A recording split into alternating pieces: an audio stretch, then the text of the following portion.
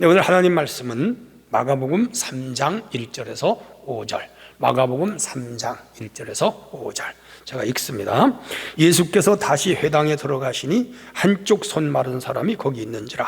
사람들이 예수를 고발하려 하여 안식일에 그 사람을 고치시는가 주시하고 있거늘 예수께서 손 마른 사람에게 이르시되 한가운데에 일어서라 하시고 그들에게 이르시되 안식일에 선을 행하는 것과 악을 행하는 것, 생명을 구하는 것과 죽이는 것 어느 것이 옳으냐 하시니 그들이 잠잠하거늘 그들이 마음이 완악함을 탄식하사 노하심으로 그들을 둘러보시고 그 사람에게 이르시되 내 손을 내밀라 하시니 내밀매 그 손이 회복되었더라.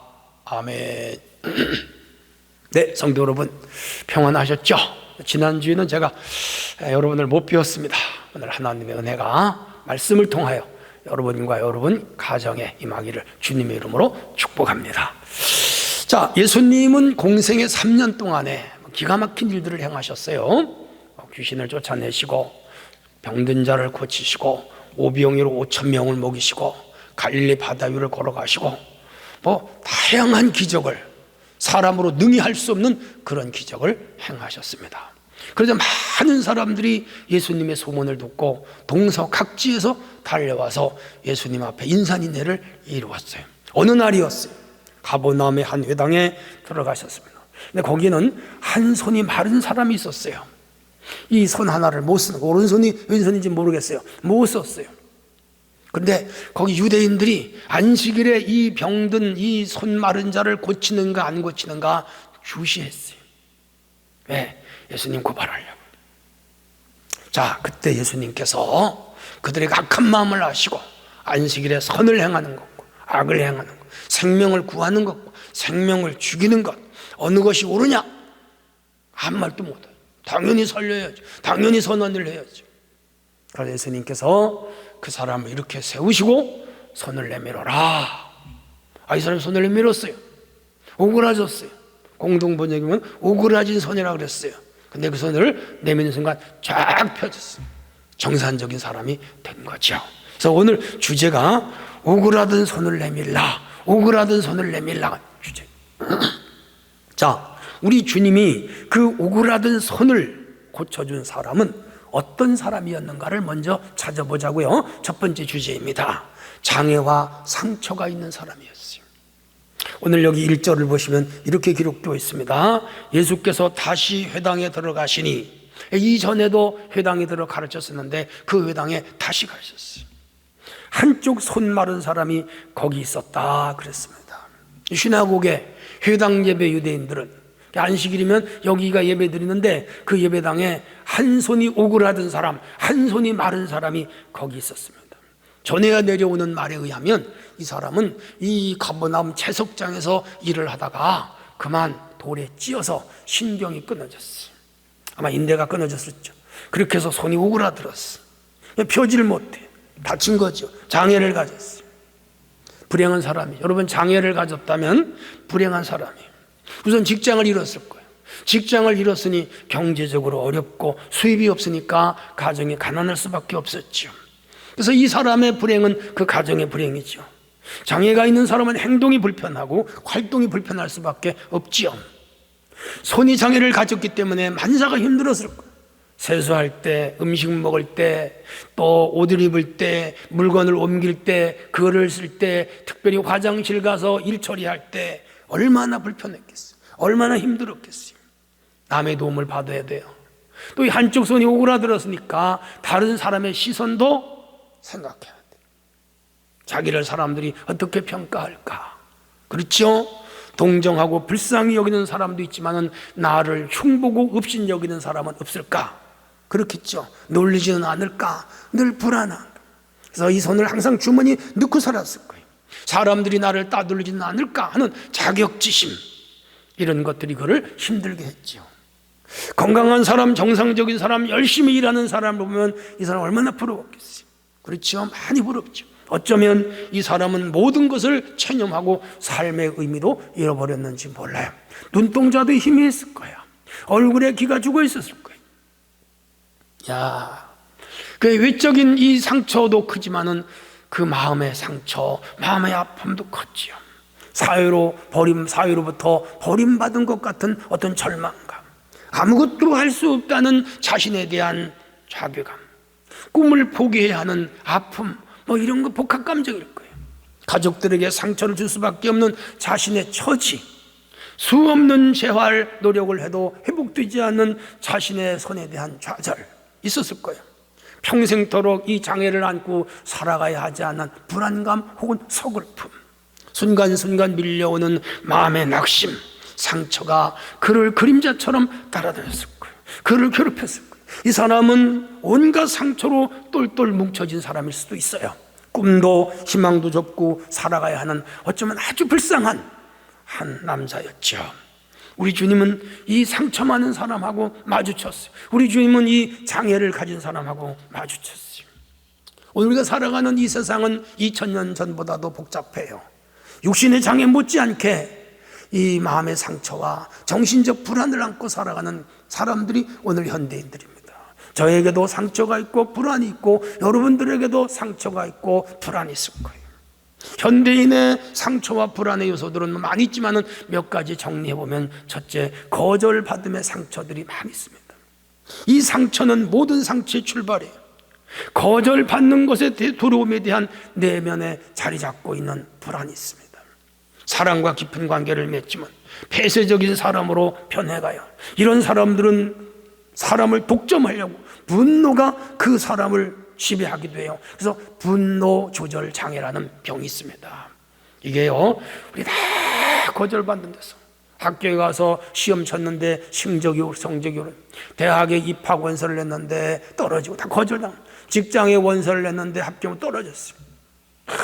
선을 받는데 떨어지고, 그리고 아가씨와 사귀고 남자와 사귀다가 거절당하고, 이런 이런 거절을 당한 것에 대한 마음의 상처들이 마음속에 깊이 녹아 있어요. 부정적인 사람, 결국은 가인처럼 돼버리고 마는 것이죠. 또 하나는 열등감의 상처야. 열등감은 낮은 자존감을 느끼게 되고 매사에 자신감을 잃게 해요. 꿈과 이상을 파괴하죠. 낮은 자존감은 이 잠재력도 파괴하죠. 인간관계도 망가뜨리죠. 이 낮은 자존감은 하나님의 부름에도 거부하게 돼요. 하나님, 나는 못해요. 예레미야가 그런 사람이었어요. 무책임한 사람들, 어떤 일을 하다가도 중도에 포기하고 싶습니다. 완전주의자로 발전한 사람은 지나칠 정도로 희생과 헌신에 중독이 되기도 하죠. 이런 사람들은 교회를 다녀도 은혜 생활을 못해요. 왜? 그 속에 열등감이 너무 깊이 지배하고 있어서 그래요. 또 하나는 관계 상처죠. 버림받은 상처, 부모에게 버림받은 상처, 친구에게 버림받은 상처, 부부에게 버림받은 상처, 애인에게 버림받은 상처, 직장에서 버림받은 상처, 국가로부터 버림받은 상처 있습니다. 무서운 아버지, 불성실한 아버지, 가정과 가족을 책임지지 아버지한테 받은 상처, 가정 살림을 제대로 하지 아니하고 자녀들을 제대로 돌보지 아니하며 밖으로만 돌는 어머니로부터 받은 상처, 평생 갑니다. 무섭기만 한 아버지와 폭력적인 아버지, 술주정뱅이 아버지, 그리고 늘 밖으로 돌면서 여흥을 즐기는 어머니, 이런 부모로부터 받은 상처들이 우리 자녀들 마음을 지배하죠. 그래서 다들 치유받지 못해서 사람들을 만나보면 분노, 짜증, 부정적, 열등, 똘똘 뭉쳐있는 사람들이 수없이 많아요. 지난주 송경민 목사님 우리 교회 와서 간증하셨습니다만, 저는 뒤에서 그분의 간증을 유심히 들었습니다. 11살 때 아버지와 어머니와 자기 자녀들을 버리고 딴 데로 갔어요. 그 어려서 얼마나 마음이 아팠겠어요. 얼마나 상처가 됐겠어요. 저는 그 대목에서 눈물이 나왔습니다. 어린 나이에 부모님의 보호가 절실한 나이에 가정을 버리고 왔을 때 그 가족들이 얼마나 고생을 해요. 다행히 그분은 하나님 은혜로 십자가의 보혈로 치유가 돼서 다행입니다만, 이 치유받지 못하고 상처를 안고 그대로 살아가는 사람이 이 세상에 얼마나 많은지 모릅니다. 마음의 상처는 수많은 육체적, 정신적 장애를 가져오지. 신진대사가 원활하지 않습니다. 무력증에 빠집니다. 인격장애에 빠지기도 합니다. 불안정서를 가져오기도 합니다. 대인관계의 장애를 유발하기도 합니다. 편집증의 사람이 되기도 합니다. 공동체 적응 실패자가 되기도 합니다. 영적으로 신앙 왜곡을 낳는 사람이 되기도 합니다. 이런 사람들은 자칫하면 이단에도 빠집니다. 구원의 감격을 체험하지 못하고 하나님의 부르심을 거부하며 평강을 누리지 못합니다. 마음의 상처가 있는 사람은 한마디로 행복한 삶을 살 수가 없는 것이죠. 이 손 마른 사람의 장애는 손 마른 장애도 중요하지만 그 마음의 상처가 더 컸던, 그 시대보다 오늘 이 시대 살아가는 사람 어떤 의미면 모두가 다 이 손 오그라든 사람처럼 마음이 오그라든 사람들입니다. 오늘 예배드리는 우리 성도들 가운데 마음의 상처를 안고 살아가는 분은 없습니까?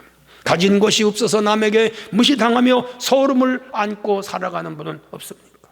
혹은 몸이 약해 아무리 치료를 받아도 낫지 않는 병을 안고 마음까지 병도로 아파하고 있는 분은 없지 않습니까?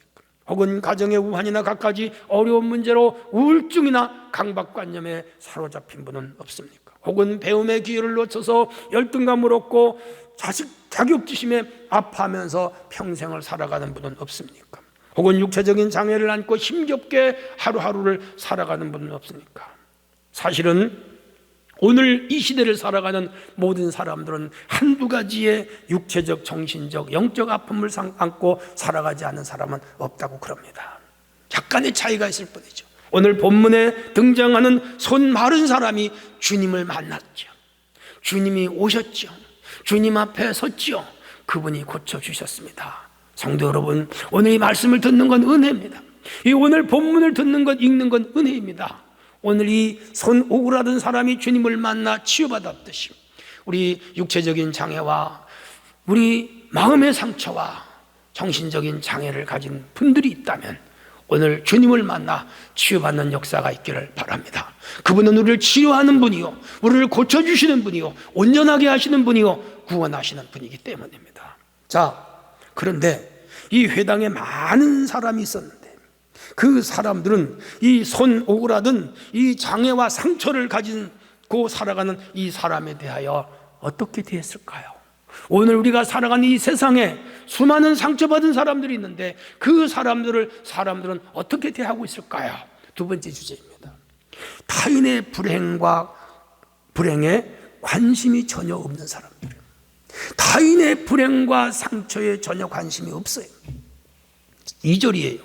사람들이 예수를 고발하려 하여 안식일에 그 사람을 고치시는가 주시했다 그랬어요. 뚫어지게 봤다는 거예요. 많은 유대인들이 예배를 드리려고 거기 모였어요. 바리새인, 서기관, 회당장, 유대 지도자들이 거기 많이 있었어요. 하나님 잘 믿는 자들이 거기 많았어요. 근데 이 사람들은 이 손 오그라든 사람이 있음에도 그 사람은 관심이 없어요. 오히려 예수님이 그 사람을 고치는가 안 고치는가 거기만 눈독을 들이고 있어요. 만약 예수님이 그 병든 자를 고치면 안식일에 왜 일을 행했느냐는 계명으로 뒤씌워서 예수님을 궁지에 몰아내려는 고약한 심보를 가지고 있었어요. 이 사람들은 손 마른 사람에 대하여 일체 관심이 없어요. 손을 고치거나 말거나 죽거나 살거나 그 사람이 가난하거나 굶거나 직장을 잃거나 가족이 불행하거나 거기 아예 관심이 없어. 이 사람들은 교권의 눈이 어두웠어. 자신들 종교 교리에 조금이라도 어긋나면 율법을 지키지 않는다는 이유로 정죄를 하여 그 사람을 율법으로 다스리려고 하는 자들, 서슬퍼런 자들, 아주 나쁜 자들. 솔직히 말하면 종교인이라면 이 회당에 병든 자가 찾아왔을 때 어떻게 해야 되죠? 같이 기도해야지. 자기들이 고칠 힘이 없어도 하나님 아버지 이 불쌍한 사람을 고쳐주세요. 하나님 아버지 구약시대에도 엘리야와 엘리사가 기적을 행하여 이런 능력으로 병을 고쳤는데 이분 좀 고쳐주세요. 같이 기도해야지. 아니면 예수님이 그 능력이 탁월함을 다 아는데 그 회당에 오셨다면 예수님께 이 사람을 데리고 가서 예수님 이 사람 고쳐주세요. 아니 그 동네에 손이 오그라다 고생하는 사람이 있다면 예수님을 다른 마을에 있다면 모셔다가 좀 고쳐달라고 그래야 맞지 않아요? 종교인이라면, 바리새인이라면, 사두개인이라면, 서기관이라면, 회당장이라면, 제사장이라면 그래야 돼요. 그게 진정한 종교인이에요. 아니면 모금 활동을 해서 이 사람이 어려우니까 좀 도와주자. 얼마나 힘들겠냐? 그래야 돼요. 아니면 예수님이 이분을 치료하게 하고 예수님 고생하셨으니까 우리가 얼마라도 걷어서 교통비라도 좀, 거마비라도 좀 드리자. 그래야 되잖아요. 그게 종교인답지 않아요? 그게 믿는 사람답지 않아요? 그래야 되잖아. 근데 그들에게 그런 건 일치 없어. 장애우에 대하여 관심이 없고, 안식일에 예수님이 저 장애우를 고치는가 안 고치는가 정죄할 구실만 찾고 있어. 그들은 일회에 2번 금식하는 자들입니다. 하루에 3번 꾸박꾸박 기도하는 자들입니다. 곡식 나달을 세서 11조를 바치는 자들입니다. 계명을 문자적으로 수행하는 자들입니다. 긴 옷을 입고 다니는 사람들입니다. 경문을 써가지고 다니는 사람들입니다. 성경을 달달 외우는 사람들입니다. 머리에다가 터빈을 쓰고 다니는 자들입니다. 사람으로부터 랍비라고 칭송 듣는 자들입니다. 그리고 유대교를 철저하게 신봉하는 자들입니다. 근데 그들 마음속에는 사랑이 없어요. 그들 마음속에는 자비가 없어요. 그들 마음속에는 의가 없어요. 그들 마음속에는 믿음이 없어요. 그들은 의식과 형식으로 똘똘 뭉쳐졌어요. 남을 판단하기 좋아하고, 남을 비판하기 좋아하고, 남을 정죄하기 좋아하고, 남을 비교 평가하기만 좋아해요. 그들에게 환자, 장애우, 상처 입은 사람, 병든 사람, 죽어가는 사람, 강도 만난 사람, 불행한 이웃 아예 관심 없어. 유대교의 견이와 유대교에서 자신들이 누리고 있는 특권을 지키기에만 급급한 자들, 비정상적인 교인들이었습니다. 유대교인들입니다. 예수님이 이들을 무섭게 책망했어요. 이중인격자들이라 그랬어요. 회칠한 무덤이라 그랬어요. 무덤의 겉은 화려하게 하얗게 칠을 했는데 그 무덤을 깨면 그 속에는 죽은 송장이 있어요. 썩어가는 구데기가 끓어요. 그래서 예수님은 그들을 무섭게 책망, 화했을진자 두로와 시돈에서 복음을 증거했다면 먼저 회개했을 것이다. 요나가 니느웨에 가서 외칠 때 회개했는데 하나님의 아들이 이 땅에 와서 회개를 외치고 복음을 증거해도 춤추지 않고 노래 부르지 않았다고 예수님 책망했습니다. 오히려 그들이 유대교인보다 낫다 그랬어요. 우리가 살아가는 세상은 타인의 아픔에 대하여 너무 무관합니다. 가난하거나 병들거나 어렵게 사는 사람을 보면 동정하거나 긍휼히 여기기 전에 게으르다더니 나태하다더니 요즘같이 좋은 세상에 자기만 열심히 살면 왜 못 먹고 사냐고 핀잔합니다. 자신의 우월을 자랑하고 상대방의 열등을 비웃죠. 못 가진 사람, 못 배운 사람, 못생긴 사람을 따돌리거나 업신여기는 세상. 그래서 우리나라는 갈등이 많아요. 우리 사회가 다 그래요. 기독교 안에도 그래요. 계층 간의 갈등, 세대 간의 갈등, 이념적인 갈등, 지역 간의 갈등, 종교 간의 갈등. 서울 시민 10명 중에 9명은 우리나라 갈등이 심각하다고 조사한 걸 봤습니다. 1년 전보다 갈등이 더 심해졌다고 77.8%가 말했습니다. 서울연구원이 최근 조사한 거예요. 서울 시민의 사회 갈등 인식과 시사점을 발표한 걸 봤습니다. 만 19세 이상 65세 미만의 서울 시민 1000명을 대상으로 조사를 했는데 시도에 따라 약간의 차이가 있겠지만 가장 심각한 것은 갈등으로 진보와 보수의 이념 갈등, 부동산 정책을 둘러싼 갈등, 빈부격차의 갈등이라는 거죠. 편을 가르고 정치권의 문화, 경제 양극화의 빈부격차, 이해 당사자들 간의 이익 추구 이런 거예요. 그래서 서울 시민의 80%가 코로나 후에 우리 사회의 실제 이 갈등은 점점 심화되고 있다고 걱정하는 걸 통계로 나온 걸 봤는데 서울뿐이겠습니까? 우리가 사는 부천도 마찬가지죠. 이 세상에서 우리 기독교인들이 취할 행동이 무엇이냐를 우리는 생각해 봐야 됩니다. 타인에 대한 관심, 타인에 대한 긍휼히 여기는 마음, 타인에 대한 사랑, 이웃을 불쌍히 여기는 마음, 그게 있어야 되잖아요. 안식일에 예수께서 병을 고쳤을 때 일제히 박수를 쳐야죠. 예수님 앞에 꿇어 엎드려야죠. 예수님 막 전해야죠. 주머니에 돈이라도 있으면 예수님 이거 맛있는 거 사드세요. 그래야 되잖아요. 그런데 왜 안식일에 병을 고쳤느냐, 왜 고치느냐 시비를 걸어요. 여러분, 교리보다 사랑이 중요한 거예요. 신학보다 긍휼함이 중요한 거예요. 교권보다 한 인간의 권위 더 중요한 거예요. 교파나 교단보다 더 중요한 것은 한 생명, 예수님은 생명을 구원하려고, 사람을 사람답게 살게 하려고, 사람을 평안하게 살게 하려고, 죄에 빠진 인간을 구원하려고, 타락한 문화에서 구원하려고, 마귀와 미신에 빠진 자들을 구원하려고 이 땅에 오셔서 자기 생명을 주셨고 그렇게 사셨어요. 우리 교회는 생명을 귀히 여겨야 돼요. 사람을 귀히 여겨야 돼요. 고통을 겪는 이웃에 대하여 깊은 관심과 동정을 베풀어야 돼요. 왜? 예수님 그렇게 사셨어요. 그게 진정한 그리스도인이에요. 지금 예수님이 손 마른 사람을 어떻게 하는가 지켜보는 거 그거 아니에요. 그거 아니에요.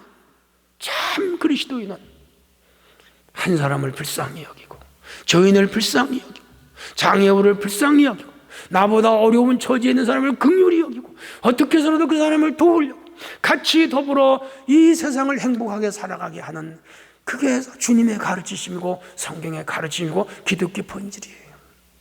오늘 이 바리새인들의 왜곡된 신앙관을 우리는 배격해야 돼요.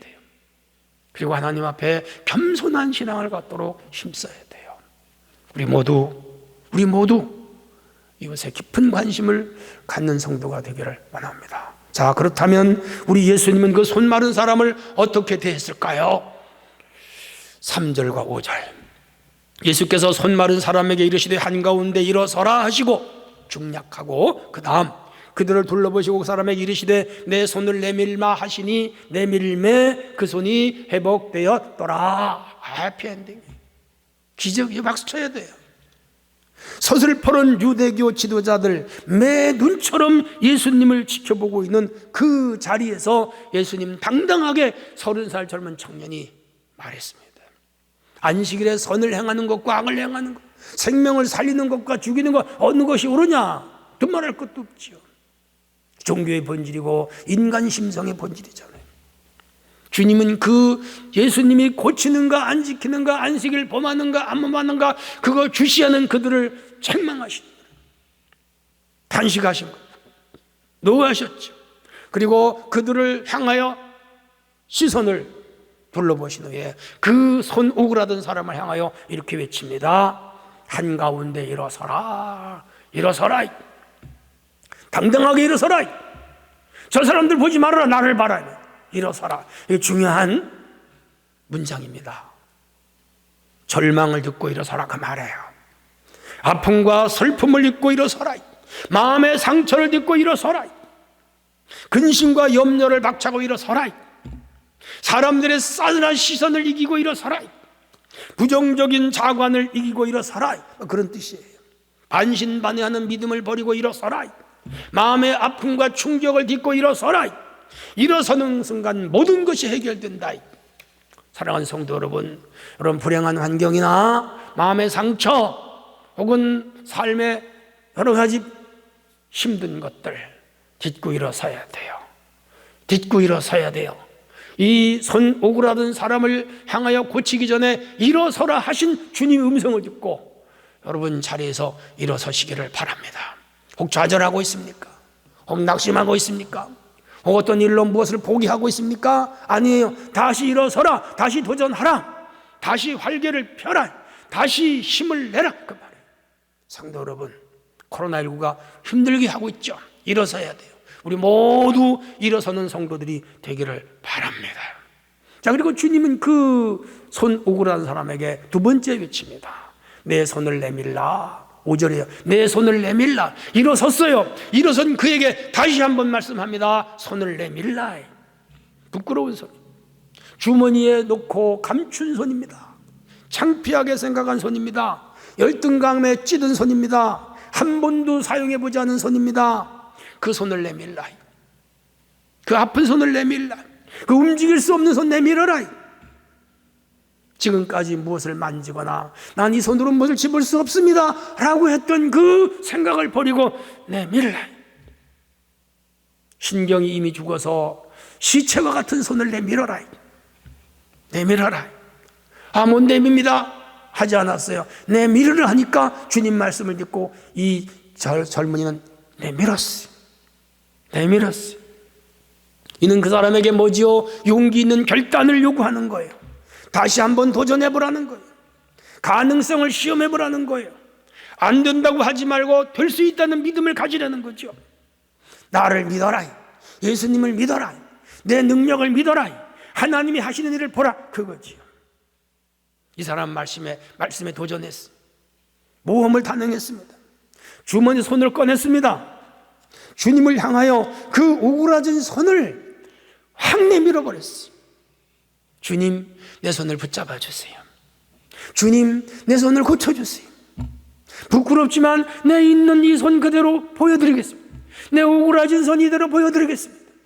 내 움직일 수 없는 이 손으로 보여드리겠습니다. 야, 그리고 지금까지 손가락을 펴보지 못했지만 이제 펴겠습니다. 주여, 이 손가락을 펴주세요. 내밀었어. 이 손으로 지금까지 밥도 못 먹고 세수도 못하고 허리띠도 못 맸습니다. 주여, 이 손을 쓰게 해주세요. 내밀었어요. 용기예요, 모험이에요, 믿음이에요. 큰 거예요. 내밀었네. 놀라운 일이 일어났습니다. 그 오그러진 손이 펴졌어요. 이제 장애인이 아니에요. 정상적인 사람. 이제 뭐 집을 수 있고 먹을 수 있고 이 손으로 뭘 만들 수 있고 이제 직장도 가질 수 있고 그리고 가정을 부양할 수 있는 완전한 정상적인 인간이 됐지요. 누가 그렇게 했어요? 예수님이 하셨죠. 마음속에 열등감이 사라졌습니다. 상처가 사라졌습니다. 분노가 사라졌습니다. 좌절이 사라졌습니다. 낙심이 사라졌습니다. 절망이 다 사라졌어요. 마음의 병과 육신의 병과 영의 병이 다 고쳐졌어요. 완전한 사람, 새 사람 돼서 우리 주님이 이 땅에 오신 목적의 주된 사업은 구원입니다. 새 사람 만드는 거예요. 완전한 사람을 만드는 거예요. 찌그러지고 망가지고 병들고 오그라지고 못쓰게 된 걸 새로 재생시키는 거예요. 그게 구원입니다. 오늘 예배드리는 성도들 가운데 육신의 질병으로 고통당하는 분이 있습니까? 일어서야 됩니다. 손을 내미셔요. 주님께서 완전히 치유하실 것입니다. 마음의 상처를 치유하실 겁니다. 주님 앞에 일어서기만 하면, 믿음으로 손을 내밀기만 하면 주님께서 그 능력의 손으로 어루만져 우리를 치유하십니다. 아주 건강하게, 다시는 병들지 않고 다시는 영원히 죽지 않는 새로운 인간으로 고쳐주시는 하나님이신 줄로 믿습니다. 이 오그라든 손을 주님으로부터 고침받은 이 환자처럼 오늘 육신은 물론이거니와 마음이 오그라든 모든 성도가 예수 안에 치유받는 역사가 일어나기를 축원합니다. 결론입니다. 이 세상에는 장애와 마음의 상처를 가진 사람이 많습니다. 아니, 우리 모두 이 상처를 가지고 살아가요. 이 세상은 타인의 아픔, 상처 관심이 없어요. 치유해 주려고도 하지 않아요. 그러나 우리 주님은 이런 곤경에 처한 사람, 상처 있는 사람을 찾아오시고 관심을 기울이셔요. 주님은 우리에게 오늘 외칩니다. 일어서라, 일어서세요. 손을 내밀어라, 내미세요. 그리고 주님께 맡기세요.